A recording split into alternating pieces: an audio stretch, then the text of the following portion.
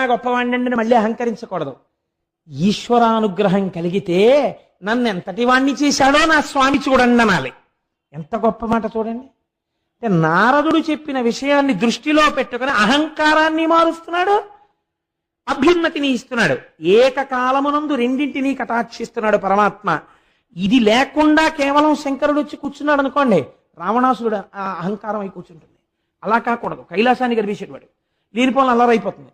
కాబట్టి ఈ మాట చెప్పాడు. తప్పకుండా మహాప్రభు మీ అనుగ్రహంగా భావిస్తాను తప్ప నా అహంకారం అనుకోను. ఏం చెయ్యబోతున్నారు కుతూహలం అంతే. ఆ వింధ్యగిరి శిఖరముల మీద పరమాత్మ ఒకతను ఓంకారేశ్వరుండొకతను అమలేశుడనగా ఒప్పలురుచు తా సకలము కనుగునుచుండును అకలంకుడు శంకరుండు ఆది విభుడుగిన్. అన్ని చోట్ల ఒక్క స్వయంభూలింగంగా వస్తే వింధ్యపర్వత శిఖరాల మీద